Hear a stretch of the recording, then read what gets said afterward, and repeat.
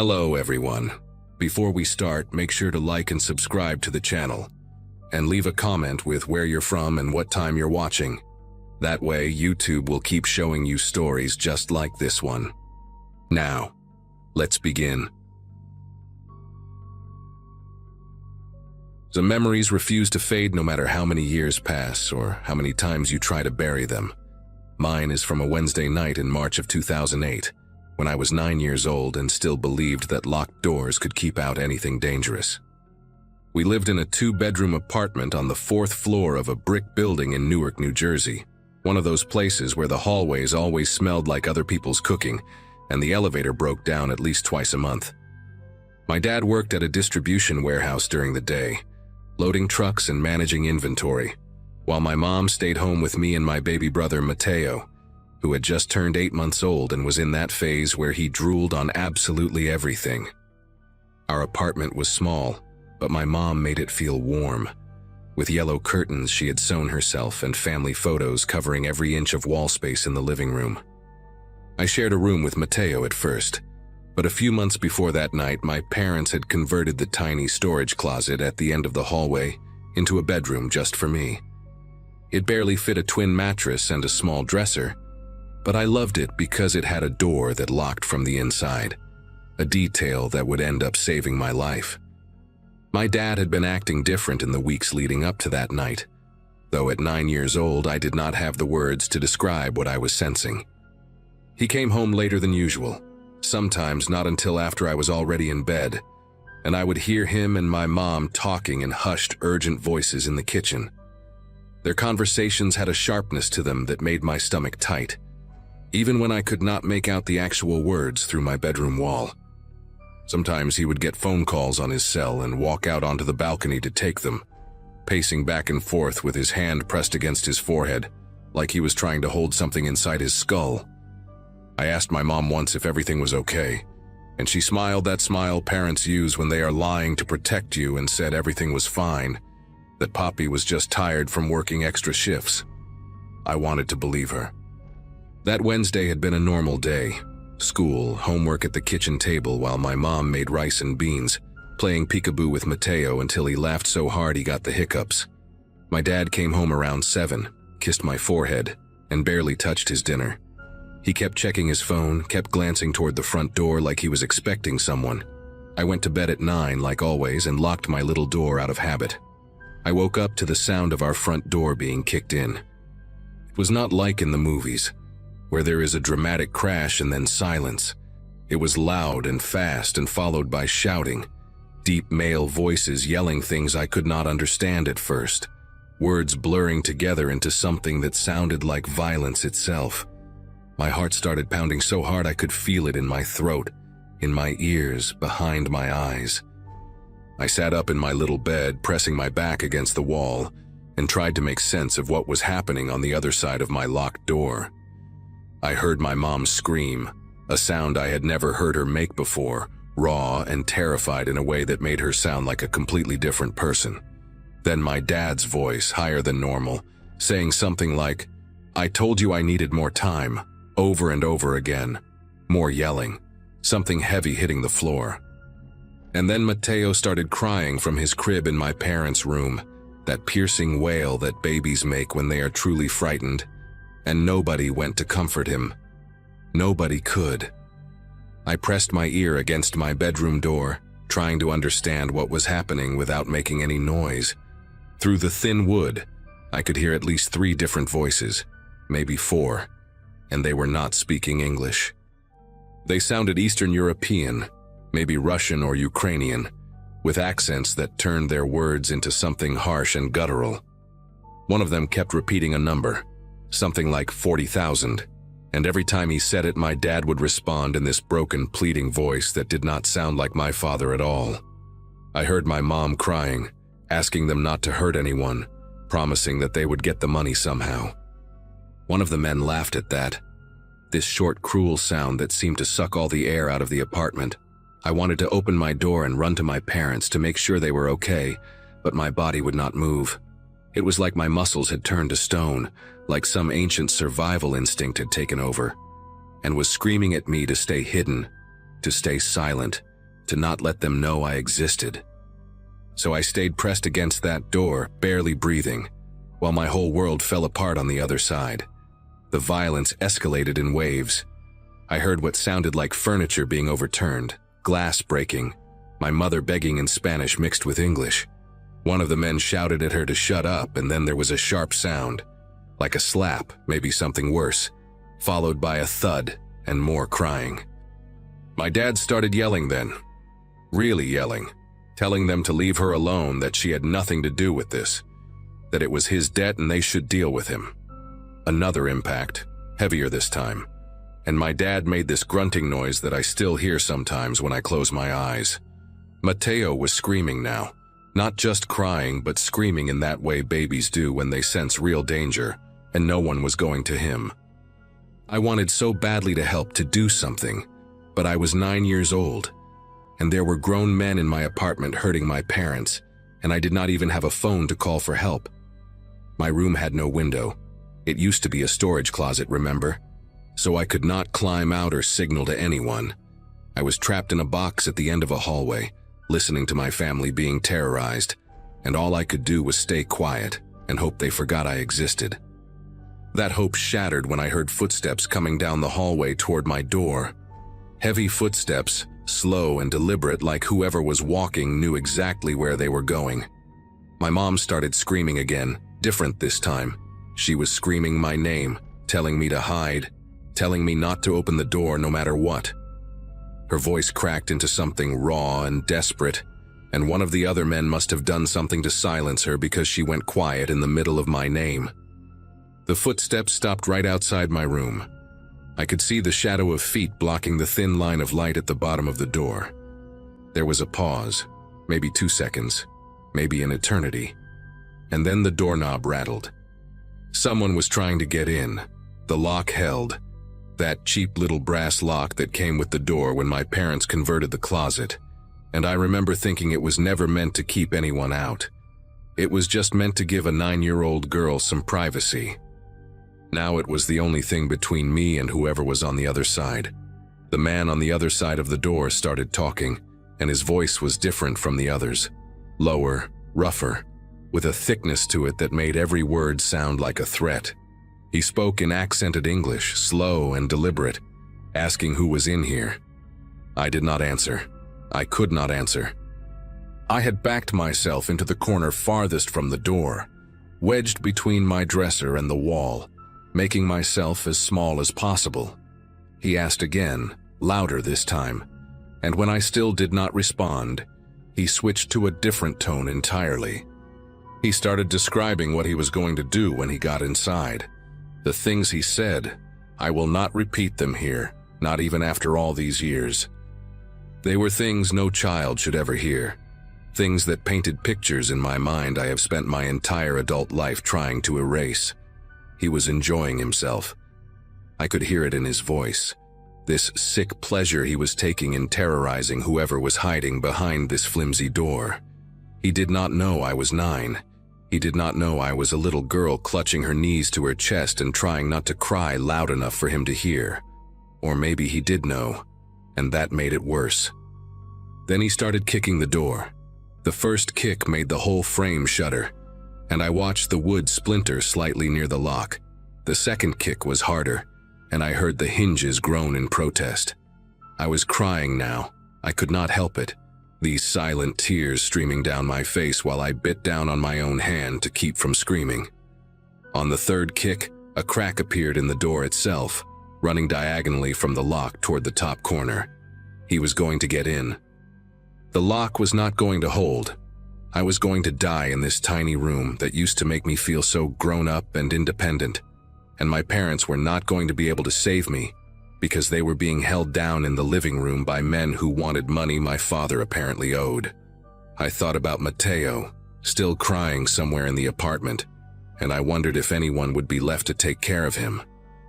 I thought about my mom's yellow curtains and the gold star sticker my teacher had given me that week, and how none of it mattered anymore. The man kicked again, and this time the crack widened.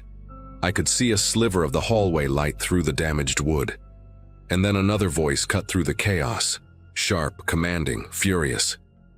Someone was yelling at the man trying to break down my door, yelling in that same foreign language but with an authority that made everything stop. The kicking stopped. The man outside my door said something back, defensive and angry, but the other voice overrode him immediately. I heard footsteps, multiple sets now, and then what sounded like a scuffle in the hallway just feet from where I was hiding.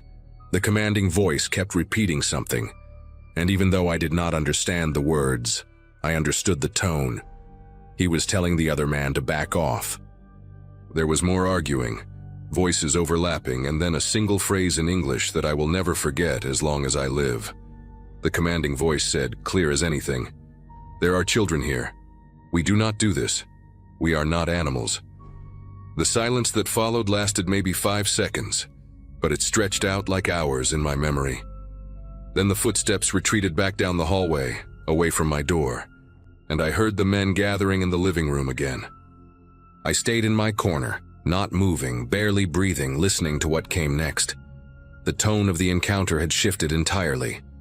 The commanding voice, I think he must have been the leader, or at least someone with enough authority to control the others, was speaking to my father now, still angry but more controlled. He said something about this being a warning, about the next time being different, about 40,000 being pocket change compared to what they would take if my father did not pay. My dad's voice came back weak and shaky, promising he would get the money, promising he just needed 2 more weeks. There was a long pause, and then the leader said something I could not quite hear, followed by the sound of heavy footsteps moving toward the front door. They were leaving. I heard the broken front door scrape against the floor as they pulled it partially closed behind them, heard their footsteps echoing down the exterior hallway, heard the stairwell door slam shut. And then there was just the sound of my mother sobbing in the living room, my father groaning in pain, and Mateo still wailing from his crib. All the sounds of a family that had just been shattered into pieces I did not know how to put back together. I do not know how long I stayed in that corner before I finally unlocked my door. It could have been 5 minutes or 30. Time had stopped making sense the moment our front door was kicked in. When I finally stepped into the hallway, I saw my cracked bedroom door hanging crooked on its hinges, saw the gouge marks in the wood where that man had tried to break through. The living room looked like a tornado had torn through it. Our coffee table was overturned. One leg snapped clean off. The TV screen was shattered. My mom's yellow curtains had been ripped down from one side, hanging limp and defeated against the wall. My dad was sitting on the floor with his back against the couch, holding a dish towel to his face that was already soaked through with blood. His left eye was swollen shut and turning purple, and there was a gash above his eyebrow that probably needed stitches but would never get them because we were not going to the hospital. We were not going to the police. I understood that without anyone telling me, even at 9 years old. My mom was kneeling next to him, shaking so hard her teeth were chattering, trying to clean blood off his face while tears streamed down her own. I went to get Mateo from his crib because nobody else could. He was soaked in sweat, his little face red and blotchy from screaming for so long, and when I picked him up he clung to me like I was the only solid thing left in his world. Maybe I was. I carried him into the living room and sat down next to my parents, and the 4 of us just stayed there on the floor for what felt like hours. Nobody talked. There was nothing to say. Eventually, my dad looked at me with his one good eye and said he was sorry, his voice cracking on the word in a way I had never heard before. He said he had made a mistake, that he had gotten involved in something he should not have, that he was going to fix it, and this would never happen again. I wanted to ask what kind of something, wanted to demand answers that made sense of how strangers could kick down our door and hurt my family over money. But I looked at his broken face and my mother's trembling hands and my baby brother's tear-streaked cheeks, and I realized that answers would not change anything. The damage was already done. We moved out of that apartment 2 weeks later, left everything we could not fit in our car, and drove to my aunt's place in Pennsylvania without looking back. My dad never told me exactly what he had been involved in, and I stopped asking after a while. I pieced together fragments over the years, overheard conversations, slips of the tongue, the way certain topics made my parents go quiet and exchange looks loaded with things they would never say out loud. From what I gathered, he had been running some kind of side operation through his warehouse job, moving goods that were not supposed to be moved, skimming money from people who did not take kindly to being skimmed from. He thought he could get away with it long enough to pay off some debts we had, maybe get us into a better apartment, give us a better life. Instead, he nearly got us killed. We stayed with my aunt for almost a year before my parents found jobs, and we could afford our own place again. My dad worked 2 legitimate jobs after that, day shift and night shift, 7 days a week until the circles under his eyes became permanent. He paid back what he owed. I do not know how, and I do not want to know. And those men never came for us again. But the man he used to be, the one who made silly voices when he read me bedtime stories, never fully came back either. I am 26 now, and I still cannot sleep with my bedroom door unlocked. Every apartment I have ever lived in, the first thing I do is check the locks, test the doors, map out where I would hide if someone broke in. I flinch at loud noises. I panic when I hear footsteps in hallways late at night. For years I had nightmares about that cracked door, about the sliver of hallway light widening as the wood gave way, about what would have happened if that other man had not intervened. Sometimes I wonder about him, the one who stopped it. I wonder if he had children of his own, if that is why he drew the line where he did. I wonder if he ever thinks about the little girl he saved without even knowing her name. My therapist says I have made incredible progress, that I have built a life despite carrying this weight, and maybe she is right. But there are still nights when I wake up in the dark, heart pounding, convinced I can hear heavy footsteps coming down the hallway toward my door. And I lie there, barely breathing, 9 years old again, waiting for the kicking to start.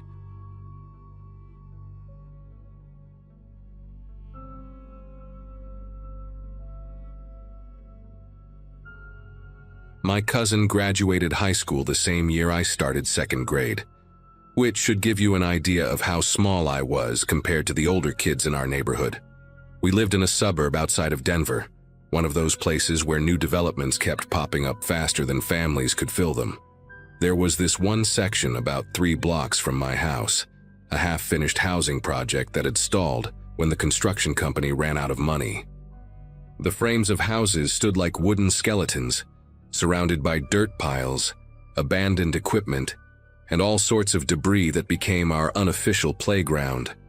My mom worked double shifts at the hospital back then, and my dad had moved to Seattle after the divorce, so I spent most of my summer days roaming around with whatever kids would let me tag along. I was small for my age, quiet, the kind of kid who laughed at jokes I did not understand just to feel included. That summer of 2008 changed something inside me permanently, and even now, almost 2 decades later, I still check twice before entering any enclosed space. The older kids in the neighborhood had a loose hierarchy that I never fully understood, but I knew enough to recognize that being invited to hang out with them was supposed to be an honor. There was this kid named Trent Holloway who lived at the end of Birchwood Lane. He was maybe 13 or 14, tall with a buzz cut and a chipped front tooth he claimed came from a fight, but probably happened falling off his bike. His younger brother Shane was 12, built like a refrigerator, always wearing the same faded Denver Broncos jersey regardless of the weather. A girl named Kelsey from 2 streets over hung around them constantly, freckled and mean in that casual way some kids perfect by middle school. There were others who drifted in and out, neighborhood kids whose names I barely remember now. But those 3 were the core group. They found me walking alone near the construction site that Wednesday morning, kicking rocks and pretending I had somewhere important to be. Trent called out to me, asked if I wanted to see something cool they found in the unfinished houses. I should have kept walking. I followed them through a gap in the chain-link fence that was supposed to keep people out of the construction site. The metal had been peeled back so many times by neighborhood kids that it curved permanently outward like a wound that refused to heal.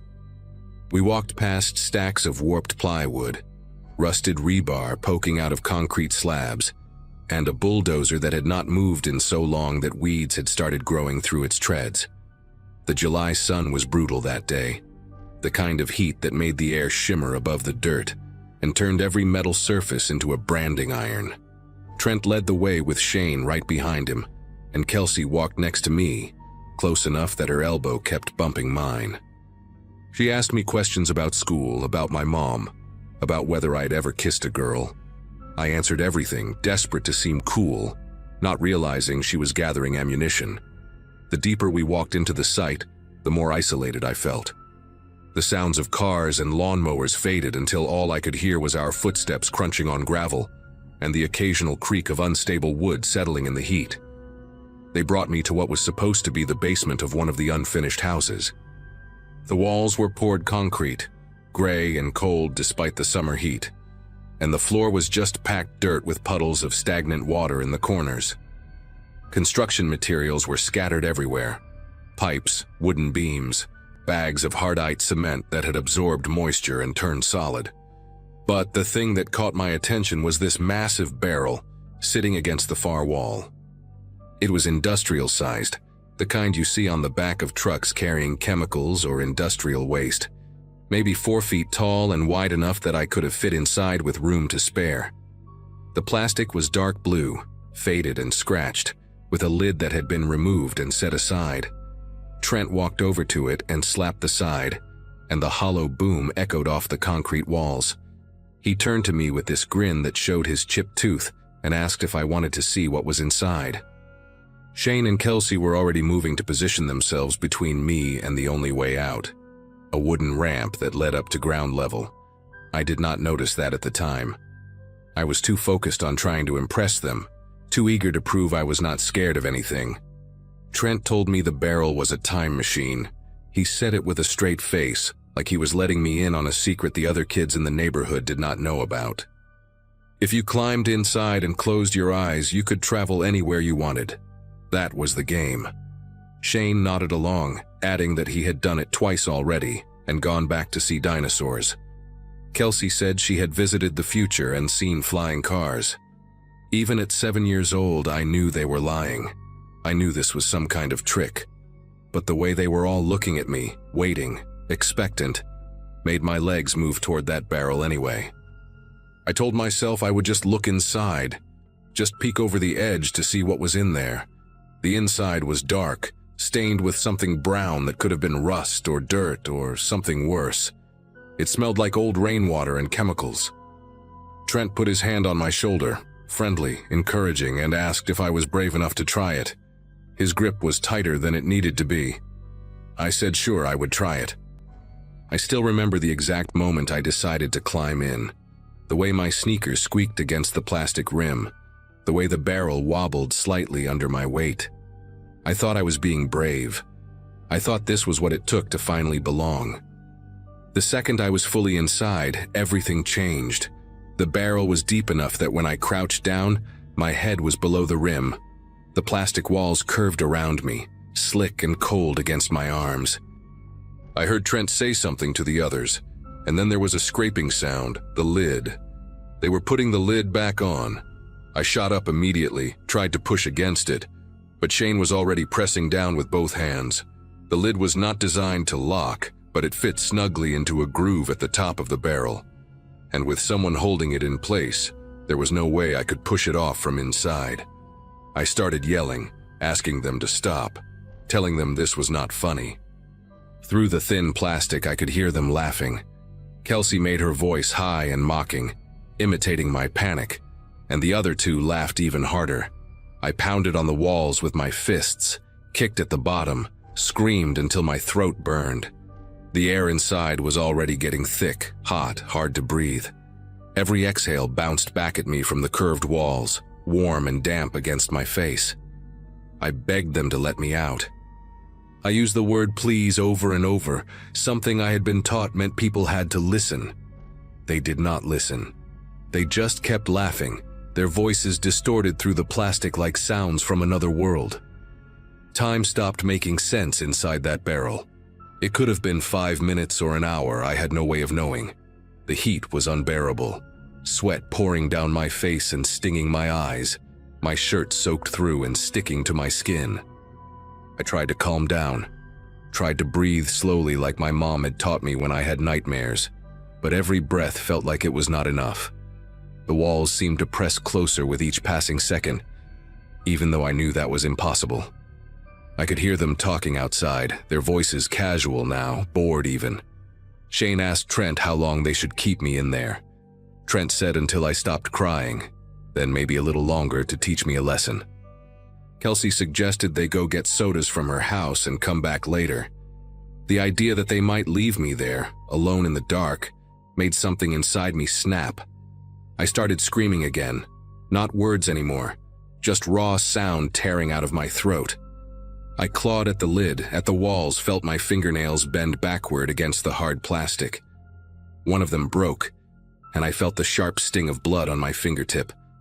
But I did not stop. I could not stop.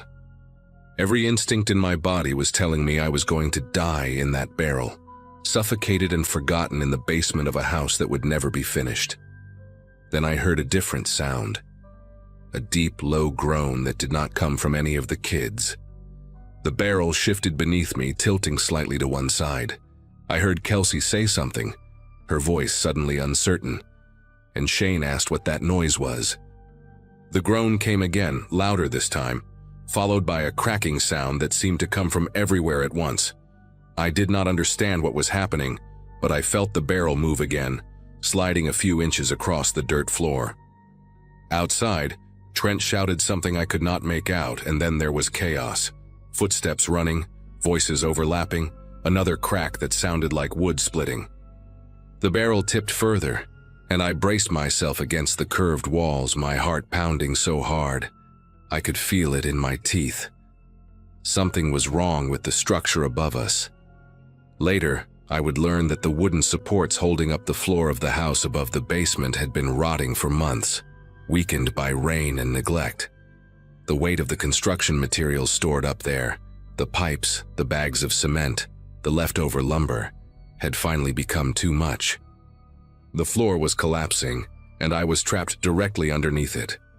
The first piece of debris hit the barrel like a hammer. A wooden beam, maybe, or a chunk of concrete. I never found out exactly what it was.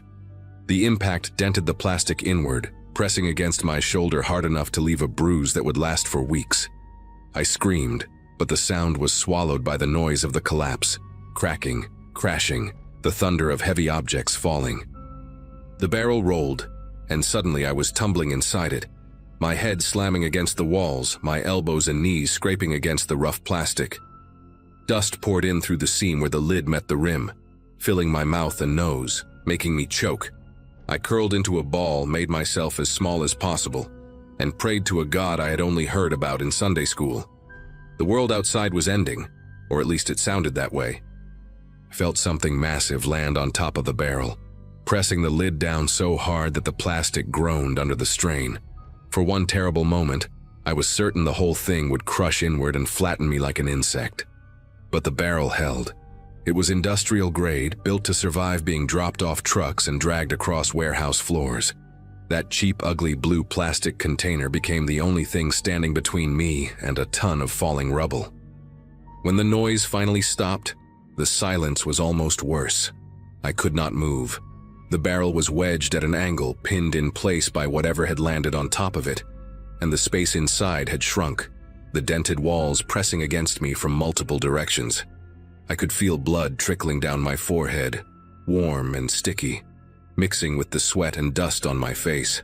My left arm was twisted under my body, throbbing with a pain that told me something was probably broken. I tried to call for help, but my voice came out as a whisper, my throat too raw from screaming. I did not know if the other kids were still there. I did not know if anyone would ever find me. The air was thick with dust, and every breath felt like inhaling sandpaper. I lay there in the darkness, listening to the settling sounds of debris shifting above me, and I made myself a promise. If I got out of this alive, I would never let anyone trap me anywhere ever again. I would never be small and quiet and desperate to belong. I would become someone who could not be pushed into barrels and forgotten. It was a childish promise, the kind you make when you think you are about to die, but I meant every word of it. I do not know how long I was in there after the collapse. It felt like hours, but it was probably closer to 20 or 30 minutes. What saved me was a man named Harold Finch, a retired electrician who lived on the other side of the construction site. He had been walking his dog when he heard the crash, and unlike most people who would have just called the authorities and waited, Harold grabbed a flashlight from his garage and went to investigate. I learned all of this later, of course. In the moment, all I knew was that suddenly there was a voice calling out, asking if anyone was there. I tried to answer, tried to yell, but all that came out was a weak croak. It was enough. Harold heard me. He started pulling debris away, piece by piece, working carefully so nothing else would shift and collapse further. I could hear him grunting with effort, cursing under his breath, calling out to me every few seconds to keep talking so he could follow the sound. When he finally pulled the lid off that barrel and I saw his face, weathered, covered in dust, eyes wide with shock, I burst into tears. He lifted me out like I weighed nothing, cradled me against his chest, and carried me up the wooden ramp and out into the sunlight. The brightness hurt my eyes after so long in the dark. I remember thinking that the sky had never looked so blue, so impossibly endless after being trapped in that tiny curved space. The ambulance came, and then the police. My mom arrived still wearing her hospital scrubs, mascara running down her face, trembling so hard she could barely hold me. I had a fractured wrist, a concussion, and cuts that needed stitches across my forehead and both hands. The doctors said I was lucky. If the barrel had been positioned a few feet in either direction, if it had not been industrial grade, if Harold Finch had decided to just call 911 and wait instead of going in himself, I would have been crushed. Trent, Shane, and Kelsey had run the moment the structure started groaning. They told their parents they had been playing in Kelsey's backyard all morning, and for a few days, it looked like they might get away with it. But Harold had seen them fleeing the site, and I eventually told the police everything. There were meetings with lawyers, tearful apologies from parents who could not believe their children would do something like that, promises that it would never happen again.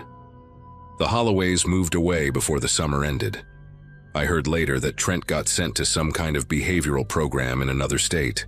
Kelsey's family stayed, but she never looked at me again, not once, like I had become invisible the moment I stopped being useful to torment. I did not care. I was alive, and that was the only thing that mattered. It has been almost 20 years since that day, and I wish I could tell you the memory has faded into something manageable, something I can look back on without feeling my chest tighten. But trauma does not work that way, at least not for me. I still cannot use elevators without my heart rate spiking. I avoid MRI machines, phone booths, any space where the walls feel too close. A few years ago, my girlfriend at the time suggested we try one of those escape room experiences for her birthday, and I had to leave the waiting area before we even started. Just seeing the small rooms on the promotional photos was enough to make me dizzy. I have done therapy, tried different medications, learned breathing techniques that sometimes help and sometimes do not. The claustrophobia is manageable now most days, but it never fully goes away.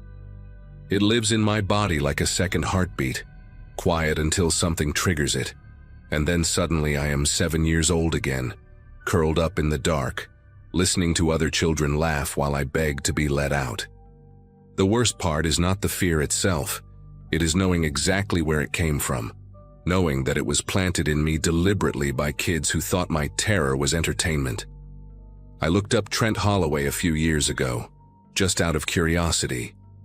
He is an insurance adjuster now, living somewhere in Texas, married with 2 kids based on his social media. He looks normal, happy even, like a man who has never done anything worth regretting. I do not know if he ever thinks about that day, about the boy he shoved into a barrel and left to die. Probably not. People have a remarkable ability to forget the harm they cause when they are young, to file it away as just kids being kids. But I remember.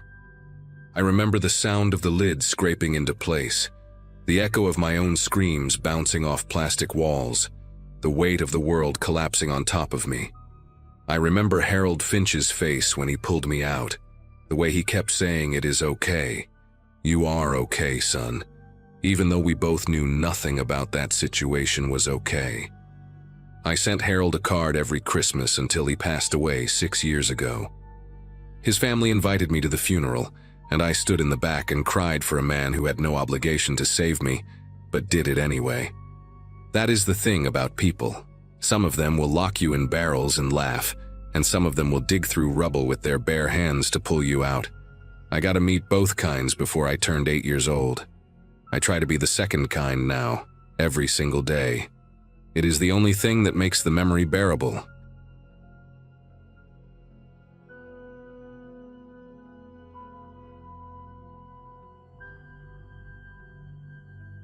My mom still apologizes for that Saturday in March of 2015, even though I keep telling her it was not her fault. I had just turned 10 a few weeks before, and we lived in this small 2-bedroom house on Crescent Lane in a quiet neighborhood outside of Portland, Oregon. My parents had divorced when I was 6, so it was just me and Mom most of the time. She worked as a nurse at a clinic downtown, and that particular weekend she was supposed to be off. Our neighbor's daughter, a college girl named Heather, usually watched me whenever Mom had to leave. But Heather had called that morning saying she caught some stomach bug and could barely get out of bed. Mom tried 3 other people, but nobody was available on such short notice. I remember her pacing the kitchen, phone pressed to her ear, looking more stressed than I had ever seen her. The emergency was my grandmother. She had fallen in her apartment across town, and the building manager found her on the bathroom floor, conscious but unable to get up. Mom explained everything to me in that serious voice she used when she needed me to understand something important. She said she would be gone for 1 hour, maybe less, and that I should not open the door for anyone, not answer the phone unless it was her number on the caller ID, and stay inside no matter what. She made me repeat the rules back to her twice.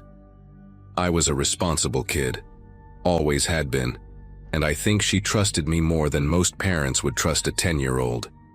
She kissed my forehead, grabbed her keys, and backed out of the driveway in her old blue Subaru. I watched through the front window until the car disappeared around the corner, and then I was alone. The house felt different immediately, bigger somehow, like the walls had stretched outward the moment she left. I decided to watch cartoons to pass the time. I grabbed the remote, curled up on the couch with my favorite blanket, the green one with little white stars that my dad had given me before he moved to Seattle, and flipped to a channel playing old Scooby-Doo episodes. The clock on the wall read 11:42. Mom said she would be back by 12:30 at the latest. I remember doing the math in my head, thinking that was only 48 minutes away, not even a full hour of cartoons. The sun was bright outside, streaming through the curtains, and everything felt normal.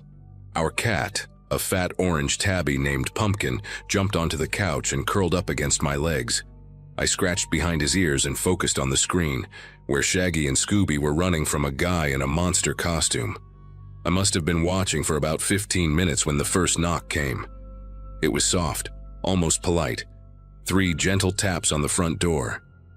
Pumpkin lifted his head, ears rotating toward the sound like little satellite dishes. I muted the television and sat very still. Mom had been clear about not opening the door, but she had not said anything about not looking. I slid off the couch and crept toward the front window, staying low the way I had seen people do in movies. The curtains had a small gap where they did not quite meet in the middle, and I pressed my eye to that gap, trying to see the porch. There was a man standing there.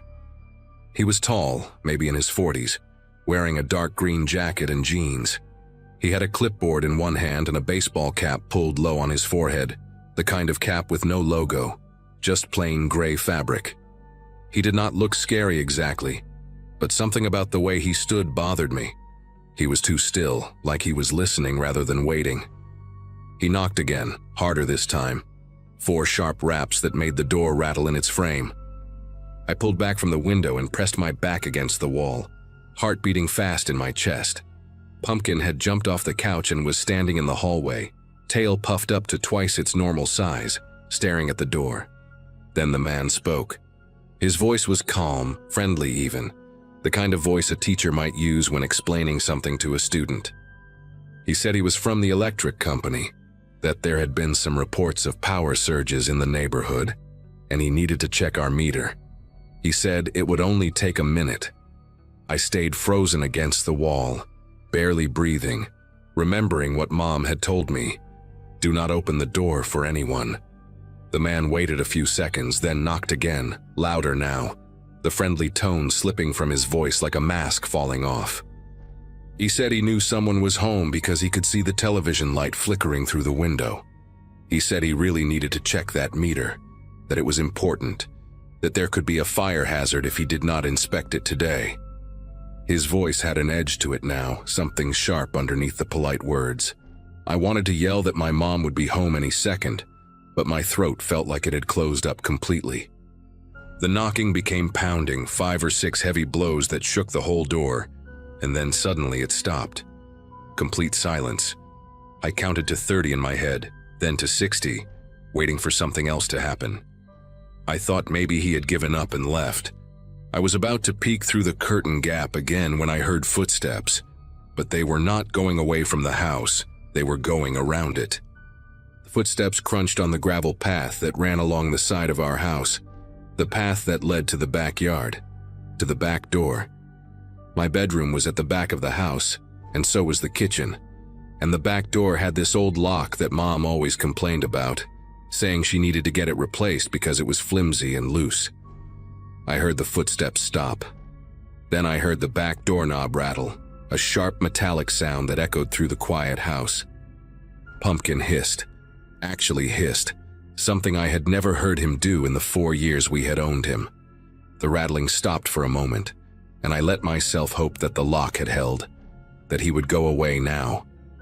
That hope died when I heard a heavy thud against the back door, then another, then a third one that made the whole frame groan.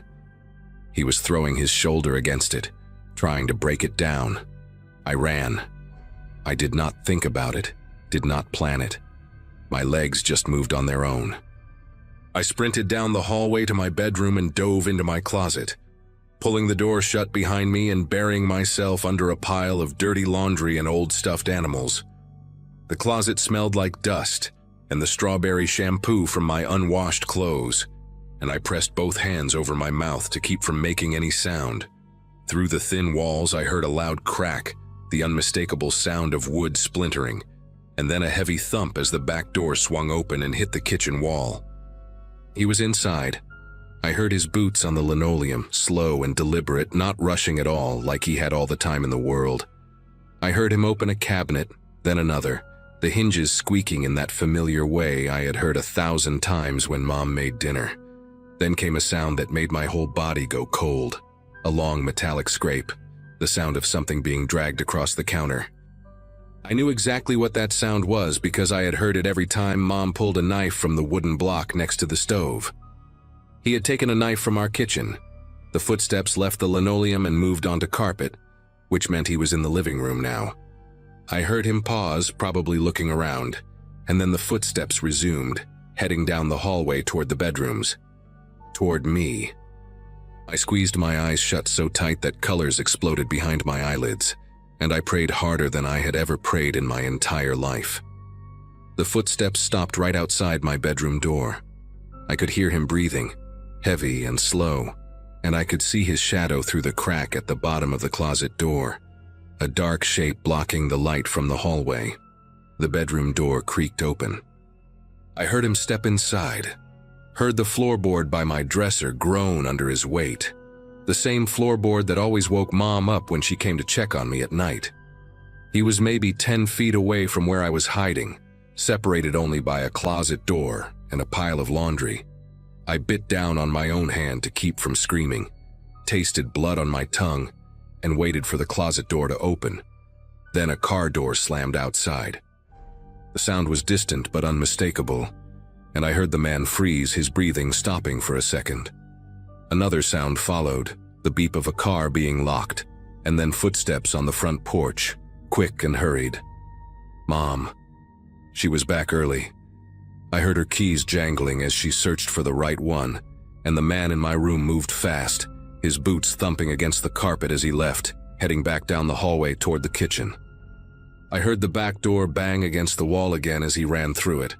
Heard his footsteps pounding across the backyard, getting fainter and fainter until they disappeared completely. The front door opened and Mom called my name, her voice normal at first, almost cheerful, saying that Grandma was okay and it was just a minor bruise. Then her voice changed. She had seen something, maybe the back door hanging open or the mess in the kitchen, and she screamed my name in a way I had never heard before, pure terror and desperation. I burst out of the closet and ran to her, crashing into her arms so hard that we both almost fell over, and I started crying. These huge, ugly sobs that I could not control no matter how hard I tried. Mom held me tight and kept asking what happened, but I could barely get the words out between sobs. She walked through the house with me clinging to her side, and I watched her face go pale as she took in the details. The back door was hanging off one hinge, the frame cracked and splintered where the lock had given way. There were muddy footprints on the kitchen floor, large boot prints that tracked across the linoleum and onto the living room carpet, making a path through our home like a violation written in dirt. The wooden knife block on the counter had an empty slot where the biggest knife should have been, the 8-inch chef knife that Mom used to cut vegetables for dinner. She checked the living room window and found it unlocked. The latch turned to the open position, which meant he had planned an alternate escape route before he even broke in. That detail scared her more than anything else, she told me later. It meant he had thought this through, had walked around our house and tested the windows, had made a plan. The police arrived within 15 minutes of Mom calling them. 2 officers, a man and a woman, both of them taking notes while I sat on the couch wrapped in my green blanket with pumpkin pressed against my chest. I told them everything I could remember: the dark green jacket, the gray baseball cap with no logo, the clipboard he had been holding, the way his voice changed from friendly to threatening. They took photographs of the footprints, dusted the doorknobs and window latch for fingerprints, and bagged the broken pieces of the door frame as evidence. One of the officers told Mom that there had been 2 other break-ins in neighborhoods nearby over the past month. Same method. Someone posing as a utility worker and targeting houses during the day when most people were at work. They never caught him. Months went by, then years, and they never found out who he was or where he went. The detective assigned to our case called a few times in the beginning. Then the calls became less frequent. Then they stopped altogether. The file is probably sitting in a box somewhere, unsolved, just another statistic. We moved out of that house 3 weeks later. Mom found an apartment in a bigger complex with security cameras and a doorman, and she had a deadbolt installed that was so heavy it took both hands to turn. She also signed me up for self-defense classes and bought a baseball bat that she kept beside her bed for years. I am 20 now, a junior in college studying psychology, and I still check every lock twice before I go to sleep. I still look through the peephole whenever someone knocks, even if I am expecting a package. And sometimes, when the house gets too quiet, I hear those slow, deliberate footsteps on linoleum, and I feel that knife-shaped absence in my chest, that empty slot where safety used to be. We never found out what he wanted, whether it was robbery or something worse, and maybe that is the part that still haunts me most. Not knowing. The not knowing is its own kind of scar, the kind that never fully heals, just fades enough that you can pretend it is not there until something reminds you. A knock on the door, a stranger in a cap, the sound of boots on a hard floor. Then it all comes back fresh as the day it happened, and I am 10 years old again, hiding in a closet, biting my hand to keep from screaming.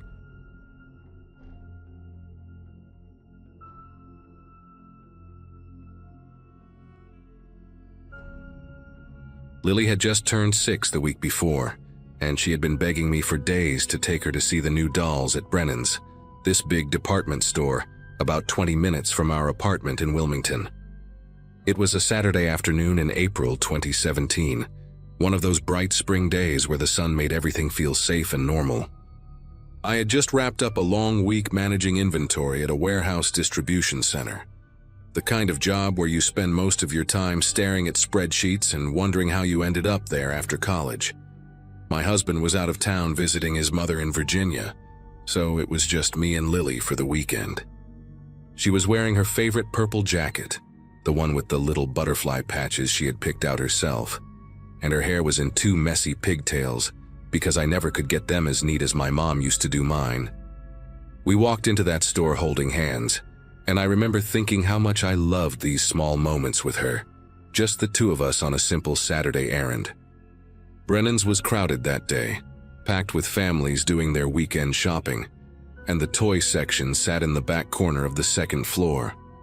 We took the escalator up, Lily bouncing with excitement the whole ride, her little fingers gripping the rubber handrail. The store had this particular layout, where the toy aisles formed a maze of bright colors and cardboard displays, and the doll section was right next to a wall of stuffed animals that stretched from floor to ceiling.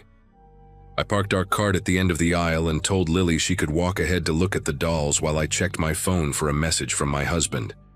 She skipped forward maybe 10 feet, still completely within my sight, her purple jacket like a beacon among the pastel packaging.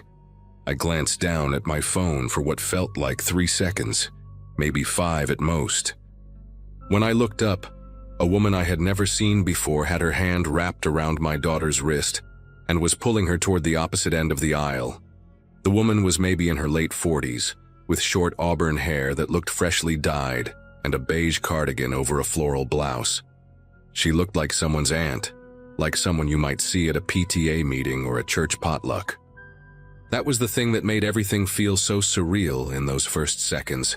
She did not look threatening at all. She was leaning down toward Lily with this calm, patient expression, the kind of face adults make when they are trying to reason with a fussy child.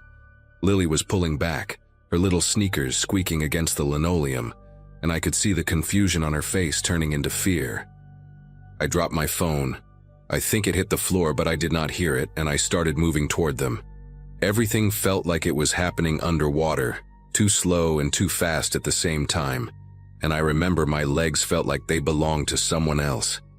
The woman saw me coming, and her expression did not change at all, which was somehow worse than if she had looked panicked or guilty. She tightened her grip on Lily's wrist and started walking faster, saying something to my daughter in this low, even voice. I was close enough now to hear the words, and they made my whole body go cold. She was saying, "Come on, sweetie, your mom is waiting for us by the car. Do not make a scene, okay? Do not make a scene." Lily looked back at me with these wide, terrified eyes, and she opened her mouth and screamed the word "mommy" so loud that people 3 aisles over must have heard it. The woman flinched but did not let go, and I closed the distance between us in what felt like 2 steps, grabbing Lily's other arm and yanking her toward me with every ounce of strength I had. For a moment we were locked in this horrible tug of war, my daughter between us like a rag doll, and I remember screaming something at the woman, but I have no idea what words came out of my mouth. It was pure animal instinct, nothing coherent, just raw noise and fury. The woman finally let go so suddenly that Lily and I stumbled backward into a display of board games that crashed to the floor around us. I pulled Lily into my chest and wrapped both arms around her, feeling her small body shaking against mine, her face pressed into my neck. The woman stood there for maybe 2 seconds, staring at us with this blank expression that I still see sometimes when I close my eyes at night. Then she turned and walked quickly toward the back of the store, not running but moving with purpose, like she had somewhere specific to be. A store employee appeared at the end of the aisle, a young guy with a red vest and a confused look on his face, asking if everything was okay. I could barely get the words out. I kept pointing toward where the woman had gone, trying to explain that she had just tried to take my daughter, but my voice was coming out in these broken gasps that did not sound like language. Lily was crying into my shoulder, repeating, she grabbed me over and over, and other shoppers were starting to gather around us with their phones out. The employee radioed for security, and within a minute there were 2 guards standing with us, a man and a woman, both of them asking me to describe what happened. I gave them every detail I could remember about the woman, her hair color, her cardigan, the floral pattern on her blouse, her calm voice that still echoed in my head. The female guard asked me to come with her to the security office on the 1st floor, and I carried Lily the whole way because I could not stand to let her walk beside me, could not risk having even a foot of distance between us. The security office was a small, windowless room behind the customer service desk, crammed with monitors showing grainy footage from cameras all over the store. The head of security was a heavy-set man named Ron with a gray mustache and kind eyes that made me feel like maybe everything was going to be okay. He sat me down in a plastic chair and handed me a bottle of water while his colleague started rewinding through the footage. Lily had stopped crying, but she would not let go of my arm, her fingers digging into my sleeve like she thought I might disappear. I watched the monitors as they scrolled backward through time, seeing myself and Lily arrive at the toy section, seeing the woman approach from somewhere off screen. Ron asked me to walk him through what happened while they searched for the moment when the woman entered the store. I told him everything, every detail I could remember, and he wrote it all down in a little notebook with handwriting so neat it looked like a font. They found her on the footage entering through the main doors about 15 minutes before she grabbed Lily. She walked in alone, browsed through the women's clothing section for a few minutes, then made her way upstairs to toys. Ron zoomed in on her face and printed a still image, her features pixelated but recognizable, that same calm expression she had worn while trying to drag my daughter away. But then he showed me something that made the room feel like it was tilting sideways. He pulled up footage from a camera near the loading dock at the back of the store, time-stamped just 2 minutes after the woman had let go of Lily's arm. There she was, walking quickly through a door marked "Employees Only," and waiting for her in the loading area were 2 men. One was tall and thin with a shaved head, wearing a dark jacket despite the warm weather. The other was shorter, stockier, with a baseball cap pulled low over his face. They were standing next to a white van with no windows in the back, the engine already running. Ron paused the footage and looked at me with an expression that confirmed everything I was already feeling. This was not some confused woman who thought Lily was her niece. This was planned, coordinated, a trap that my daughter had walked right into while I stood 10 feet away checking my phone. The woman climbed into the back of the van, and one of the men slid the door shut behind her. The van pulled out of the loading area and disappeared from the camera's view within seconds. Ron told me the police were already on their way, that they would want to see all of this footage and talk to me about what happened. I nodded, but I was not really listening anymore. I was doing the math in my head, calculating how close we had come to a completely different ending.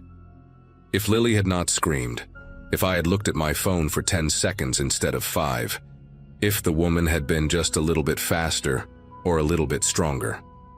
The police arrived about 20 minutes later. 2 officers in uniform and a detective in plain clothes who introduced herself as Nora Castillo. She had a calm, no-nonsense way about her that reminded me of my older sister, the way she asked questions without ever making me feel like I was being interrogated. I went through the whole story again, start to finish, while she took notes on a tablet. Lily had fallen asleep on my lap by then, exhausted from crying, her thumb in her mouth like she had not done since she was 3. Detective Castillo watched the security footage twice, pausing it in different places, zooming in on the faces of the 2 men by the van. She told me that this fit a pattern they had been tracking for months. Organized groups who targeted children in public places, using women as the primary approach because they were less likely to trigger alarm. She said the phrase, "do not make a scene," was something they trained their people to say, a way of making it look like a family dispute rather than an abduction. They never caught them. Detective Castillo called me a few times over the following weeks, updating me on the investigation, but the van's plates had been stolen from a car in Delaware, and the footage was not clear enough to run through facial recognition.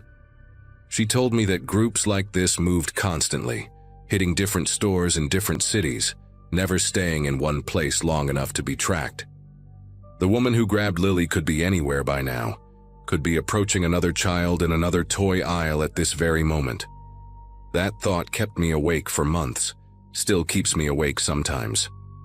I think about the other parents who were not as lucky as me, the ones who looked at their phones for 10 seconds instead of 5, the ones whose children did not know to scream. I think about what would have happened if that van had pulled away with my daughter inside. where she would have ended up, what they would have done to her. Those thoughts never fully go away. They just get quieter over time. Lily is 14 now, and she still will not let me out of her sight in public places. She does not remember the details of that day anymore. The memories have faded into something vague and dreamlike, but her body remembers. She gets anxious in crowds, reaches for my hand without thinking about it, always positions herself so she can see the exits. We never went back to Brennan's. It closed down a few years later anyway. But every time we pass a department store, she walks a little faster. I taught her everything Detective Castillo told me to teach her. How to scream and fight and never stop making noise. How to yell, "This is not my mom," or "I do not know this person," so bystanders understand what is happening. I check her location on my phone a dozen times a day, even though she is too old for that now. Even though she rolls her eyes every time I text to ask where she is. I know I am overprotective. I know I need to let her grow up. But I keep seeing that woman's calm face. Keep hearing those words in that steady voice. Do not make a scene. Sometimes at night, when everything is quiet and Lily is safe in her room and the house is locked up tight, I let myself feel the full weight of how close we came. And then I get up and check the locks one more time, just to be sure.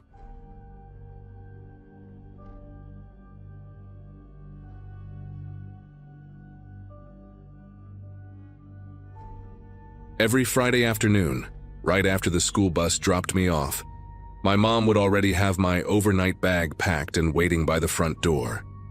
She and my dad worked double shifts at the textile factory on the edge of town, and weekends meant I stayed at Uncle Vernon's place, a crooked two-story house on Granger Road in Wilmington, North Carolina. Born in 1989, I was 9 years old during the spring of 1998, when everything changed. Vernon was my dad's younger brother, a quiet man with deep-set eyes and hands that always seemed too still. He worked from home doing something with computers, though I never understood exactly what. His house smelled like pine sol and something else underneath, something metallic that I could never quite place. He kept the curtains drawn even during the day, and the only sounds were the hum of his equipment and the occasional creak of the old wooden floors. Uncle Vernon had 3 rules that he repeated every single time I walked through his door. First, I could eat anything in the fridge except the items on the bottom shelf. Second, bedtime was 9 o'clock sharp, no exceptions. Third, and he always said this one slower, leaning down to meet my eyes, I was never under any circumstances to open the basement door. He told me the stairs were rotted through and dangerous, that he kept old electrical equipment down there that could hurt me. The door itself was nothing special, just a plain white door at the end of the hallway near the kitchen. But it had 3 heavy-duty locks on it, deadbolts, the kind you see on front doors of apartments in bad neighborhoods. Even at 9 years old, I remember thinking that was strange. You do not put 3 deadbolts on a door just to protect a kid from falling down some stairs. But I was a quiet child, obedient to a fault, and Uncle Vernon was always kind to me in his distant way. He let me watch cartoons, made me grilled cheese sandwiches, and never raised his voice. So I followed his rules without question, and I never touched that door. That particular weekend started like any other. My dad dropped me off around 6 in the evening, gave me a quick hug through the car window, and drove off with a tired wave. Uncle Vernon stood on the porch wearing his usual outfit, khaki pants, a faded blue button-down shirt, and those thick glasses that made his eyes look smaller than they were. He smiled when he saw me, but his smiles never quite reached his eyes. They were more like a reflex, something he had learned to do rather than something he felt. We ate dinner together in the kitchen, microwaved lasagna and a glass of milk, while he asked me about school in that flat, distracted way of his. I told him about my spelling test and the new kid in class named Oliver who ate glue. Vernon nodded at all the right moments, but I could tell his mind was somewhere else. He kept glancing at his watch, then toward the hallway where the basement door waited in shadow.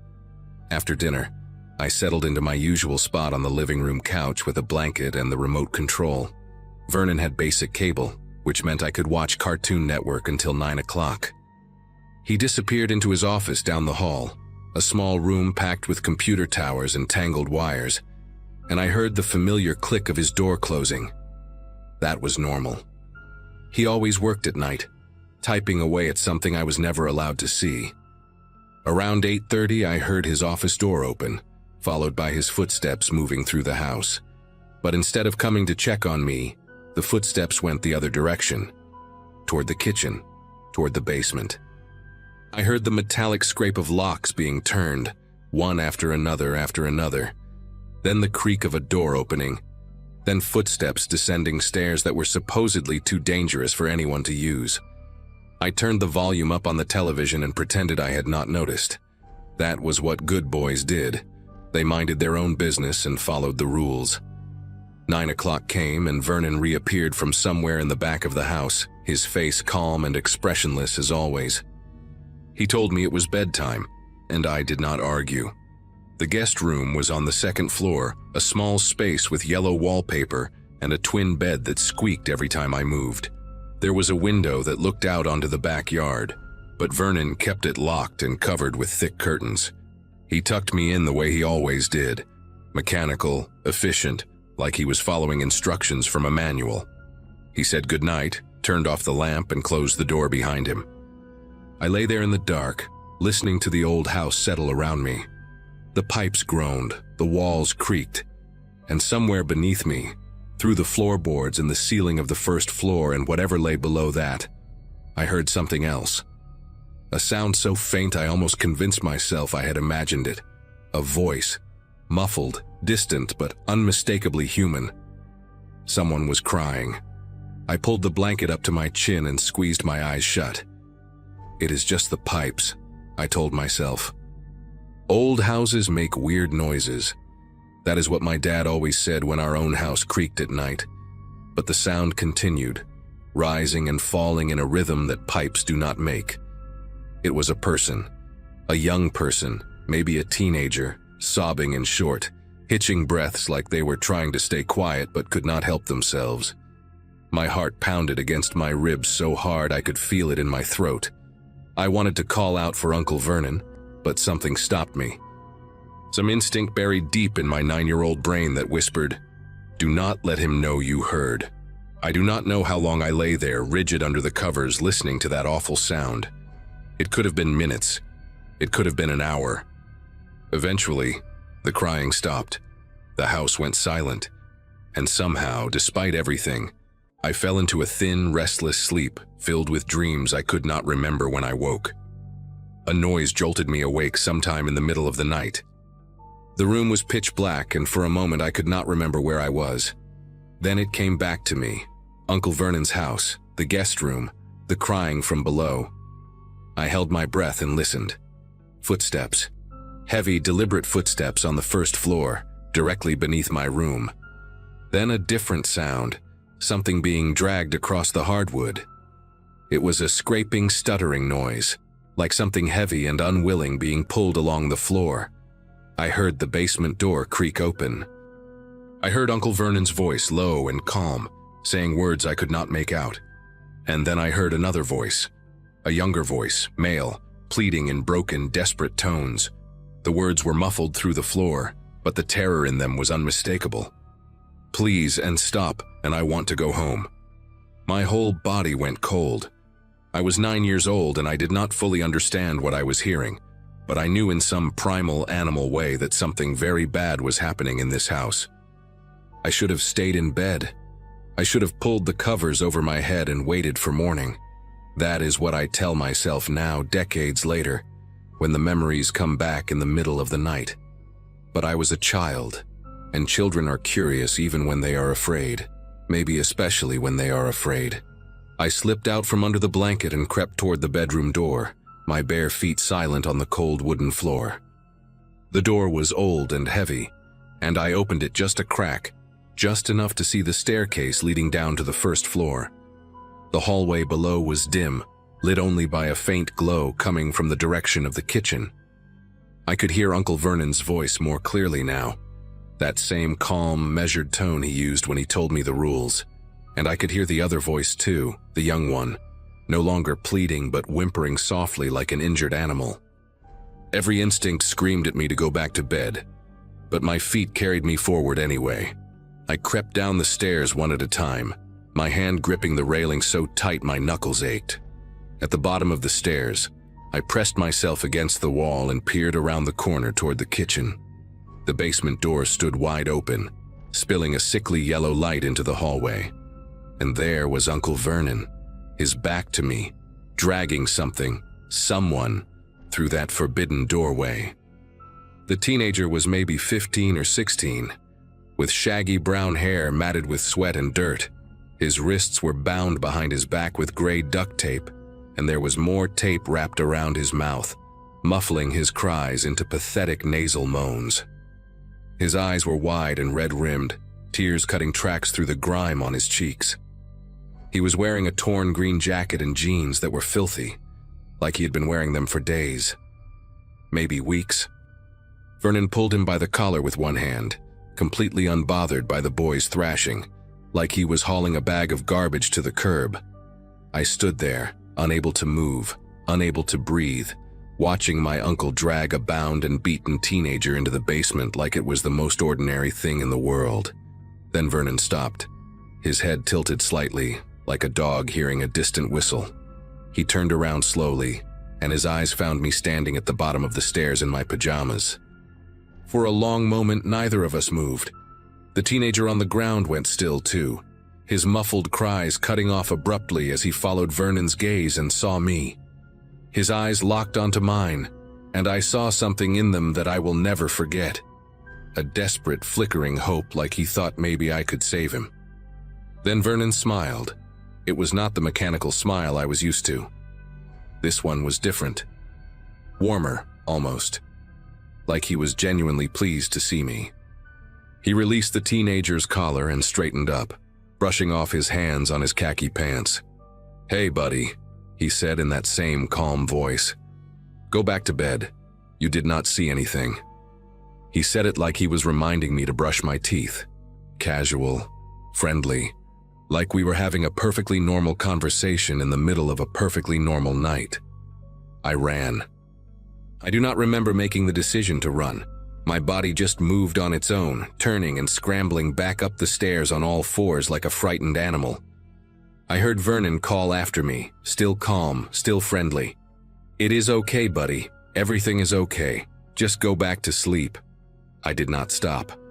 I burst into the guest room and dove under the covers, pulling the blanket over my head and curling into the tightest ball I could manage. My chest heaved. My whole body trembled. I squeezed my eyes shut and pressed my palms over my ears, trying to block out the world, trying to pretend I was somewhere else. Anywhere else. I heard footsteps on the stairs. Slow. Unhurried. Then they stopped outside my door. The handle turned. The door creaked open. I felt Vernon's presence in the room, standing there in the darkness, watching me. Neither of us spoke. After what felt like an eternity, the door clicked shut again. The footsteps retreated down the stairs. And I lay there, shaking, until the first gray light of dawn crept through the curtains. When morning came, Vernon acted like nothing had happened. He made me scrambled eggs and toast, humming softly to himself while he cooked.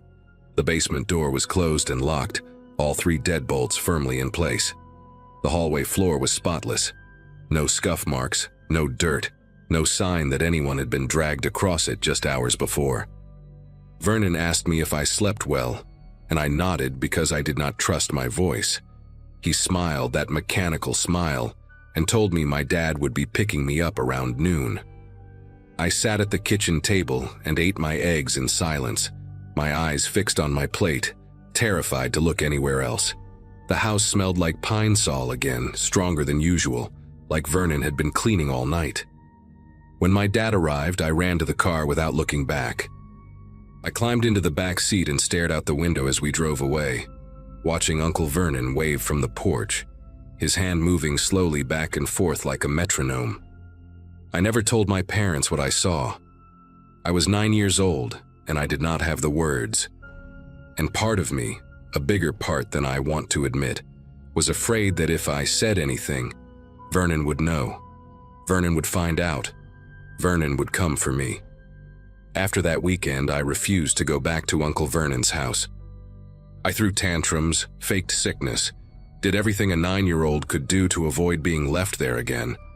My parents thought I was just being difficult, going through a phase, my mom called it. They tried to force the issue a few times, but I screamed and cried so hard that eventually they gave up and found a neighbor lady to watch me instead.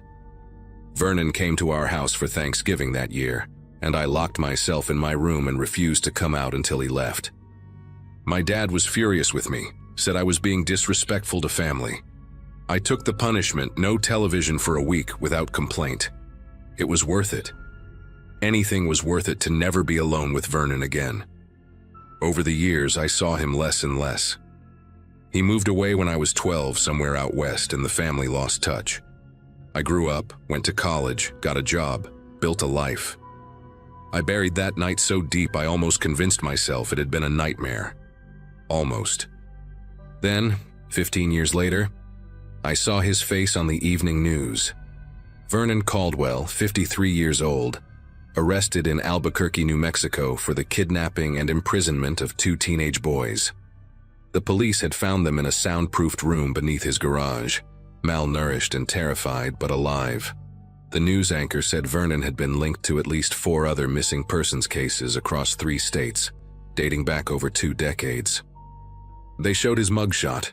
Older now, grayer, but with those same deep-set eyes and that same flat expression. I sat on my couch and stared at the screen, and suddenly I was 9 years old again, standing at the bottom of those stairs, watching my uncle drag a bound teenager into the darkness. I thought about the boy in the green jacket, the one whose eyes had begged me for help. I never found out what happened to him. I looked through every article, every court document I could find, but his name was never mentioned. Maybe he escaped. Maybe Vernon let him go. Or maybe he is still down there somewhere, in a basement I never had the courage to report, buried beneath a house that was torn down years ago. I will never know. And I think that is the part that haunts me most, not what I saw, but what I did not do. I was just a kid. I know that. But some nights when the house is quiet and the memories come flooding back, I still hear that muffled crying through the floorboards. And I wonder if things might have been different, if I had just found the words to speak.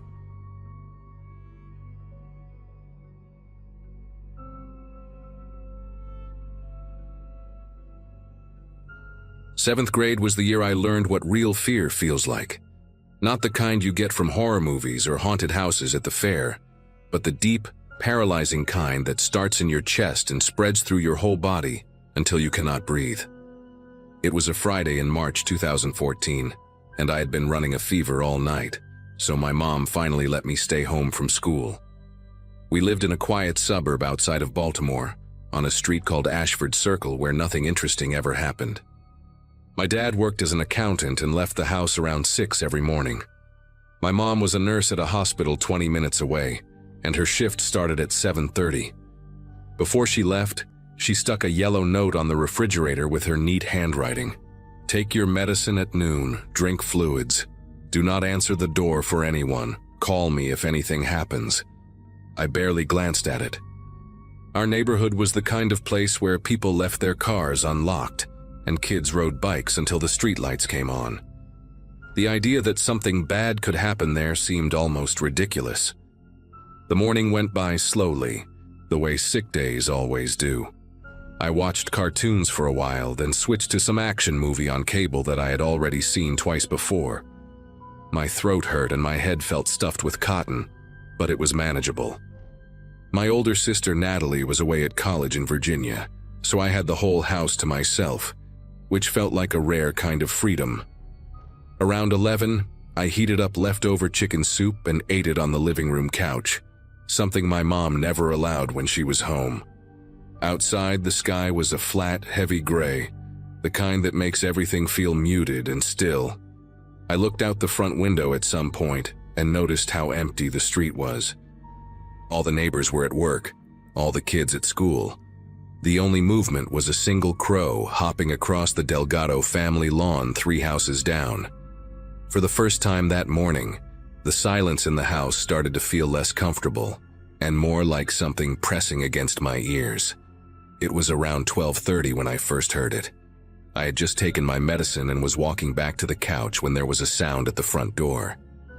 Not a knock exactly, but more like someone testing the handle, turning it slowly back and forth. My first thought was that maybe my mom had come home early to check on me, but that did not make sense because she always used the garage door. I stood in the hallway, frozen mid-step, and listened. The handle moved again, a soft metallic rattling that seemed impossibly loud in the quiet house. Then it stopped. I figured it was probably a delivery driver who got confused when no one answered, maybe leaving a package on the porch. We got stuff from online orders all the time. I almost walked to the door to check, but something made me hesitate. Instead, I stayed where I was and waited. About 30 seconds later, I heard footsteps moving along the side of the house, crunching softly on the dead leaves that had piled up against the foundation over the winter. They were heading toward the back. Told myself it was nothing. Maybe a meter reader from the electric company, or a neighbor looking for their dog. There were 100 explanations that made sense, and I cycled through all of them as I stood there in my pajamas with my heart beating just a little faster than normal. The footsteps stopped somewhere near the back of the house, and then I heard a new sound, a soft tapping on glass. It was coming from the kitchen window, the one above the sink that looked out onto our small backyard. Tap, tap, tap. Like someone testing how solid it was. I crept toward the kitchen doorway and peered around the corner, but from that angle I could not see the window properly. The tapping stopped, and for a moment everything was quiet again. Then the footsteps resumed, moving further along the back of the house toward my parents' bedroom on the other side. I heard another window being tested, this one with more force, a pushing and rattling sound that made my stomach tighten into a hard knot. I should have called my mom right then. I should have called 911, but my 12-year-old brain was still trying to convince itself that this was normal, that there was some reasonable explanation I just was not seeing. Maybe it was a maintenance worker my parents had scheduled and forgotten to tell me about. Maybe it was someone from the homeowners association checking something on the exterior. I stood in the hallway, barely breathing, and listened as the footsteps circled back toward the front of the house. For a few seconds, I thought whoever it was had given up and left. The silence stretched out, and I started to relax just a little, letting out a breath I did not realize I had been holding. Then I heard a new sound coming from the living room, a slow, deliberate scraping noise that made every hair on my arms stand up. It was metal against metal, a grinding and prying sound that I could not immediately identify. My legs felt weak, but I forced myself to move toward the living room entrance, staying close to the wall, trying to make myself as small as possible. What I saw when I peeked around the corner is something I will never forget as long as I live. There was a man crouched outside the large window that faced our front yard, the one with the broken lock my dad had been meaning to fix for months. He was using a flathead screwdriver to pry at the window frame, working it back and forth with practiced movements like he had done this 100 times before. The man looked like he was in his 40s, with thinning brown hair and a red jacket that had some kind of logo on the chest I could not make out. His face was completely calm, focused, like he was just doing a regular job. Not rushed, not nervous, just methodical. I pulled back from the doorway so fast I almost tripped over my own feet. My heart was slamming against my ribs now, and I could feel the fever sweat mixing with a cold, different kind of sweat that was breaking out all over my body. This was not a delivery driver. This was not a maintenance worker. Someone was breaking into my house, and I was the only one home. I moved without thinking, pure instinct taking over. There was a hallway closet about 10 feet from where I stood, the one where we kept winter coats and old board games and boxes of stuff we never used. I opened the door as quietly as I could, slipped inside and pulled it shut behind me, leaving it open just a crack so it would not make that clicking sound. The closet was dark and smelled like mothballs and dust. I pressed myself into the far corner, behind a thick wool coat that had belonged to my grandfather before he died, and I pulled out my phone. My fingers were trembling so badly that I almost dropped it twice. I could not call 911 because I was terrified that I would have to speak, and if I spoke, he would hear me. So I called my mom instead and pressed the phone to my ear, praying she would pick up. It rang 4 times, and each ring felt like an eternity. I heard a loud cracking sound from the living room, the sound of wood splintering, and I knew he was inside. My mom answered just as I heard the window sliding open, and I whispered so quietly I was not even sure she could hear me. "Mom, there is a man in the house." The next few minutes were the longest of my entire life. My mom kept her voice calm even though I could hear the panic underneath it, and she told me to stay exactly where I was. Do not move, do not make any sound. She was calling 911 on the office phone right now. I heard the man step through the window and land on our living room floor with a soft thud. His footsteps were slow and deliberate on the hardwood, moving through the room like he had all the time in the world. Then he started talking, and that was the part that made me want to scream. His voice was casual, almost friendly, like he was calling out to a neighbor. "I know someone is home," he said. "I saw you through the window earlier. Just come out and we can talk. No reason to hide." The closet suddenly felt like the worst hiding spot in the world. It was so obvious, so predictable. I pressed my hand over my mouth and tried to control my breathing, but my whole body was shaking. My mom was whispering in my ear, telling me the police were on their way, telling me to stay quiet, telling me I was going to be okay. I wanted to believe her, but I could hear the man walking down the hallway now, opening doors one by one. He checked the bathroom first. I heard the shower curtain being pulled back, the metal rings scraping against the rod. Then he moved to my sister Natalie's old room, and I heard him open her closet, push some things around, close it again. "Come on, buddy," he called out, his voice getting closer. "I am not going to hurt you. I just want to talk. Your parents are not here. It is just us." There was something in the way he said it that made my skin go cold, a kind of practiced reassurance that felt rehearsed, like lines from a script he had used before. My mom was still on the phone, and I could hear her crying now, telling me she loved me, telling me to hold on. The police were almost there. The man's footsteps stopped right outside the hallway closet. I could see the shadow of his feet through the crack at the bottom of the door, 2 dark shapes blocking the thin strip of light. My lungs were burning because I had been holding my breath without realizing it. I squeezed my eyes shut and pressed myself deeper into the corner, behind the coats, making myself as small as humanly possible. I heard him put his hand on the doorknob. I heard it start to turn. And then, like some kind of miracle, the sirens came. They were distant at first, just a faint wailing sound somewhere in the neighborhood, but they got louder fast. The man stopped turning the knob. I heard him mutter something under his breath, a single word I could not make out. The shadow of his feet disappeared from under the door, and his footsteps moved quickly back down the hallway toward the living room. I heard him climb back through the window, heard his feet hit the ground outside, and then nothing. Just the sirens getting closer and closer until they seemed to be right outside our house. I stayed in that closet. I did not move. Even when I heard car doors slamming and voices shouting and someone pounding on our front door announcing they were police, I could not make my body respond. My mom was screaming my name through the phone now, asking if I was okay, begging me to answer. I finally managed to whisper, "He is gone," and then I started crying so hard I could barely breathe. The police had to coax me out of that closet. One of them, a woman with short gray hair and kind eyes, wrapped a blanket around my shoulders and told me I did everything right, that I was so brave. I did not feel brave. I felt like I was going to throw up.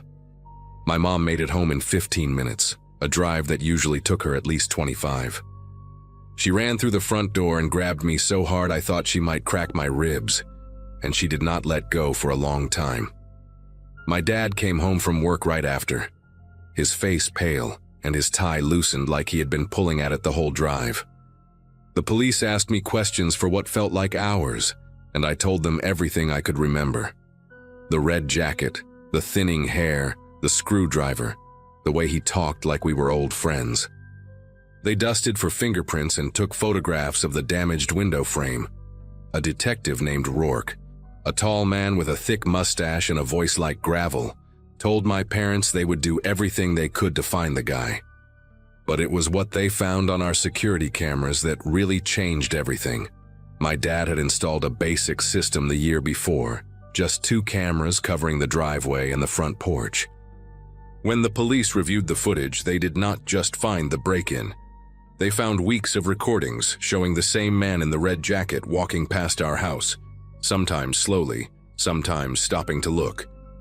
He appeared on camera 14 different times over the span of 3 weeks, always during school hours, always when both cars were gone from the driveway. He had been watching us. He had been waiting. They caught him 6 days later. His name was Ronald Weber, 44 years old, and he lived in an apartment complex about 8 miles from our neighborhood. He had 2 prior convictions for burglary and 1 for assault. The police told my parents that guys like him specifically target houses where they think only children are home, because kids are less likely to fight back and more likely to hide. He had apparently done this before in other neighborhoods, other towns, always picking sick days or half days when a child might be alone. I do not know what he would have done if those sirens had come 30 seconds later, if his hand had finished turning that doorknob. I try not to think about it, but sometimes late at night when I cannot sleep, my mind goes there anyway. We moved to a different house the following summer, one with a better security system and stronger locks and no windows that a screwdriver could pry open. I am 23 now, finishing up graduate school in Boston, and I still check every lock twice before I go to bed. I still feel my chest tighten when I hear unexpected footsteps outside. Some fears do not go away just because you survive them. They just become part of who you are.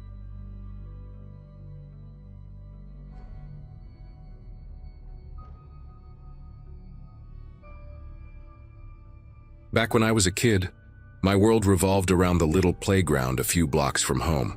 My mom worked double shifts most days, so my older brother, Mark, was usually the one keeping an eye on me, even though he was only 12 at the time. I remember that afternoon being warm enough for the metal slide to sting the backs of my legs, and the air had that dusty smell the park always got when groups of kids had been running around for hours. I'd been trying to braid dandelion stems into a crown, something I'd seen older girls do, when a man I recognized from the community center walked by the swings and called my name like he already knew me. He was the type of person adults seem to trust without thinking twice. Everyone knew he helped with weekend events, handing out snacks and picking up trash with a pair of rubber gloves he kept tucked into his back pocket. He had this habit of leaning forward when he talked, like he genuinely wanted to hear every word you said. I remember noticing his watch that day. Thick leather band, scratched face, one of the numbers missing. For some reason I thought it looked important, the kind of thing grown-ups wore when they had someplace serious to be. He asked where Mark was, and I told him my brother had gone a few streets over with his friends, promising he'd be back in a little while. The man nodded like this was completely expected, and then said he needed help with something important for the center. I didn't understand much at that age, just that adults liked when kids helped out, and I always wanted to be one of the helpful ones. He mentioned a small storeroom behind the park where they kept supplies for the weekend activities. Chalk, signs, old folding chairs.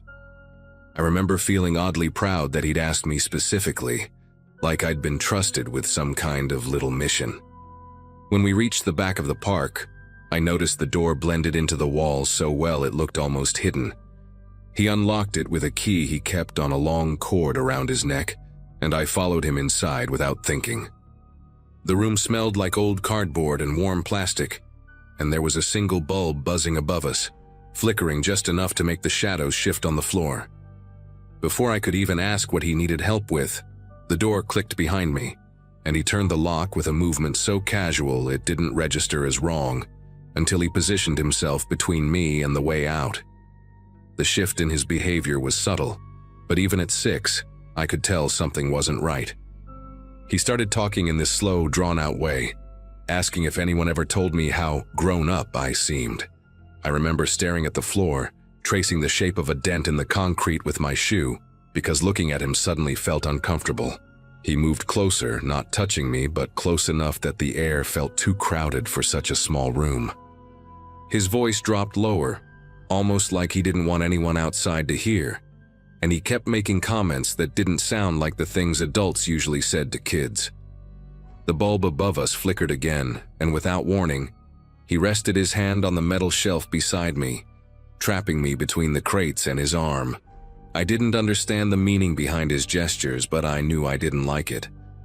He asked if I wanted to see something special he'd set aside just for me. And the way he said it made me step back until my shoulders touched the cold wall. He watched me with this strange, fixed expression, like he wasn't seeing me as a person anymore, but something else he thought he had control over. Before he could say anything else, there was a sudden echo of footsteps outside, fast, uneven, and getting closer. Then Mark's voice broke through the silence, sharper than I'd ever heard it. He was calling my name over and over, and behind him I heard the voices of his friends, all of them sounding out of breath and angry. They must have realized I'd wandered off longer than usual, because the next thing I remember is the sound of fists hitting the door, not just knocking but slamming hard enough to rattle the hinges. The man jerked backward like someone had yanked a string attached to his spine. His face went pale, and he whispered something under his breath before fumbling with the lock. The pounding outside only got louder, echoing through the small space, and for a moment I honestly thought the door might break open. When he finally twisted the key, he pulled the door open just a crack and muttered for me to go quickly, like he knew there was no way to talk his way out of what was happening.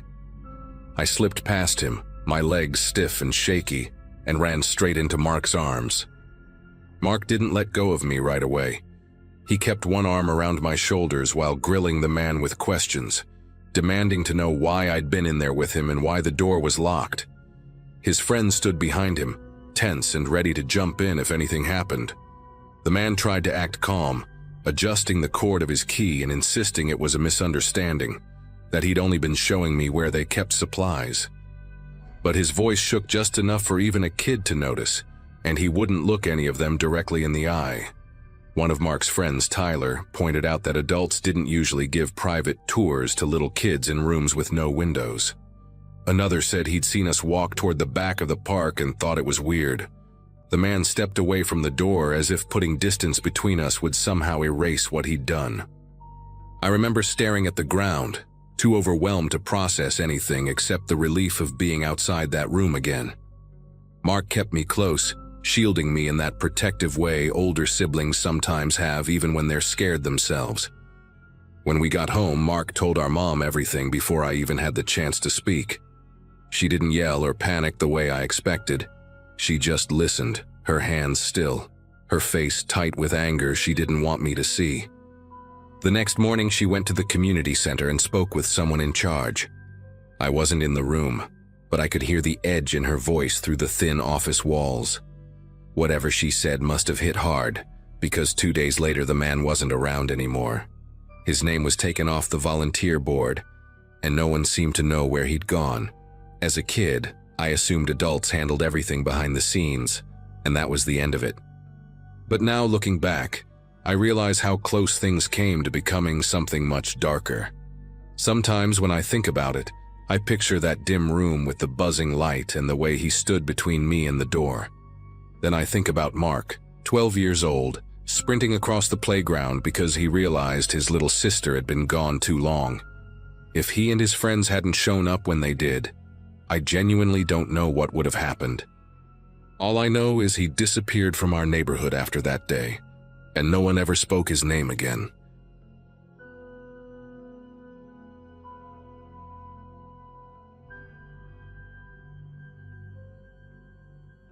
When I think back to that night, I still remember how excited I'd been just to be there. I was 10, and staying over at my friend Lucas's house felt like stepping into a world that wasn't mine. Different smells, different routines. Even the way his mom stacked the cereal boxes felt unfamiliar in a good way. I'd known Lucas from school, but this was the first time our parents agreed to let me sleep over. We spent the whole afternoon playing video games in his room, eating microwave popcorn his mom made, and arguing about which monster was scarier in a movie we definitely weren't supposed to watch. By the time we settled down for bed, the house felt comfortable enough that I didn't think twice about being away from home. Lucas slept in this wooden twin bed that creaked every time he moved, and I had a sleeping bag laid out on a rug with little planets printed all over it. His room wasn't big, but it felt cozy. There was a nightlight shaped like a baseball on his dresser, casting this warm, soft glow across the walls. I remember lying there, listening to the distant hum of the fridge downstairs and the occasional passing car outside. For a while, nothing felt strange at all. It was the kind of night that should have been easy, the kind where a kid just drifts off without thinking about anything scary. Sometime in the middle of the night, I snapped awake without knowing why. It wasn't from a nightmare, and it wasn't a noise. Not at first. It was just that weird shift when your mind suddenly flicks back on. I stayed still in my sleeping bag, letting my eyes adjust to the dim light in the room. Lucas was turned toward the wall, breathing slow and steady. I remember staring at his baseball nightlight, expecting everything to look the same as when we'd fallen asleep. For a minute it did. Then I heard the faintest sound, metal rubbing gently against metal, like someone easing down a door handle. The bedroom door opened just a sliver at first, barely enough to change the shape of the shadows. I assumed it was Lucas's mom checking on us. That seemed normal, so I kept my eyes mostly shut, trying to look asleep.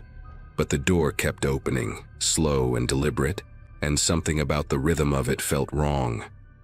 When it finally widened enough for me to see the shape standing there, the breath caught in my throat. It wasn't Lucas's mom.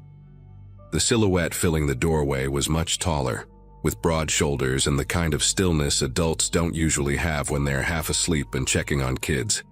He didn't move for several seconds, just watched us, like he was deciding something. Only then did I realize I didn't recognize him at all. He stepped into the room with this strange calm, like he'd done it before.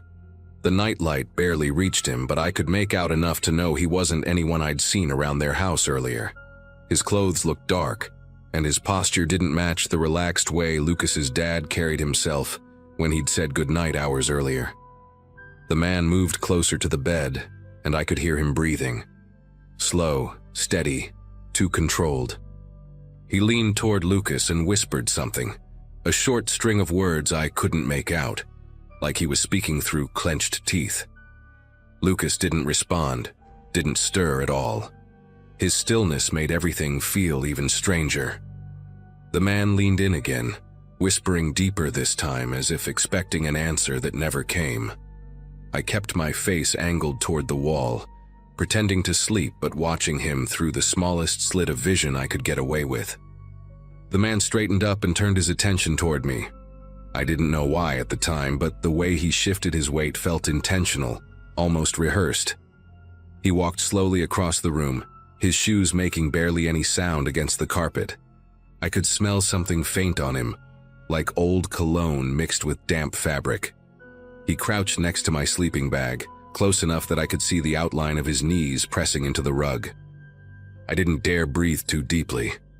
I focused on keeping my chest rising in the same soft rhythm as before, terrified he'd notice any change. He stayed crouched there longer than felt human.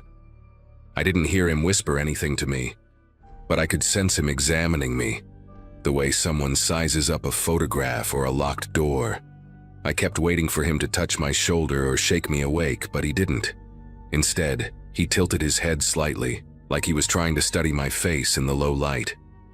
At that moment, every instinct I had screamed to bolt out of that sleeping bag, but I knew any sudden move might bring his full attention onto me in a way I couldn't handle. The seconds stretched out so far, they barely felt real. When he finally shifted back, I took it as my only chance. I waited for the soft creak his knees made as he stood, quiet, but enough for me to know he wasn't hovering over me anymore. Without lifting my head, I slowly inched my hand toward the edge of the sleeping bag, gathering the fabric just enough so it wouldn't drag loudly when I got up. Lucas's bed made its usual little groan as he breathed, which gave me a tiny bit of ambient noise to mask my own movements. I eased myself upward, keeping my steps feather-light as I backed away from the man's shadow. The door was only a few feet away, but it felt like crossing a football field. Once I slipped through the doorway, I didn't stop. I walked down the hallway on my toes until I reached the coat closet near the stairs and tucked myself inside, pulling the door closed just enough to leave a narrow gap for air. Inside that closet, every sound in the house seemed 10 times louder. I could hear the faint tick of a wall clock downstairs and the occasional pop from the heating system, but none of it masked the noise I dreaded most: footsteps moving slowly across the hallway carpet. They weren't rushed or confused. They moved with a steady rhythm, like someone who knew exactly where each board of the floor was and which ones wouldn't creak. I kept my eye close to the thin line of space between the door and the frame, trying to catch any sign of movement. At one point, a shadow glided across the opposite wall, long, slanted, unmistakably human. I pressed myself deeper between a winter coat and a stack of shoeboxes, hoping the narrow space would muffle any tiny sound I made. Minutes dragged into what felt like an hour. Every now and then the house settled, making soft groans that made my throat tighten. I thought about waking Lucas or calling for his parents, but the man's calm presence in the room earlier told me he wasn't afraid of being discovered. It felt safer to stay hidden than to risk crossing the hallway again. My legs grew stiff from being curled up, and the coats brushed against my face with every nervous breath I let out, carrying smells of fabric softener and cold dust. I kept picturing Lucas still asleep in that room with the nightlight casting its weak glow, unaware of the figure that had stood inches from him. Eventually, the footsteps faded, replaced by a heavy silence that didn't feel reassuring. It was the kind of quiet that makes you question if someone is standing still nearby, waiting. I stayed exactly where I was, keeping count in my head to distract myself. When I reached what I guessed might have been 30 minutes, I considered peeking out again, but my fear of that tall shadow reappearing held me still. Around that time, a distant sound reached me, the soft rumble of a car passing on the street outside. That little reminder of the outside world made me feel like morning wasn't impossibly far away. Still, I didn't leave the closet until I saw the first sliver of daylight creeping under the hallway trim. When the sun finally softened the corners of the house, I eased the door open and stepped out, legs tingling with pins of numbness. The hallway looked ordinary again, almost disappointingly normal. I walked back to Lucas's room, expecting chaos, tossed blankets, open drawers, something. But nothing was out of place. Lucas was still asleep, curled toward the wall, his breathing as steady as it had been hours earlier. I checked the rest of the house quietly. Kitchen empty, living room untouched, front door still locked. When Lucas's mom eventually came downstairs and found me sitting at the dining table, she looked confused when I asked if anyone else had been home. Her answer was so confident, so casual, that it didn't fit at all with what I'd seen. She said only the three of them lived there, and no one had visited that night. She even smiled gently, assuming I'd had a bad dream. That morning, I didn't know how to push back or explain it in a way an adult would believe. I just nodded and gathered my things, waiting for my parents to pick me up. Lucas woke up cheerful, completely unaware anything strange had happened. I watched him eat his cereal like nothing in his world had shifted overnight. To this day, I've never figured out who that man was or why he walked into that room so quietly. All I know is that I learned something that night. Sometimes the scariest moments aren't the ones that come with noise or chaos. They're the ones that slip in unnoticed, linger just long enough to change you, and vanish before anyone else even realizes they were there.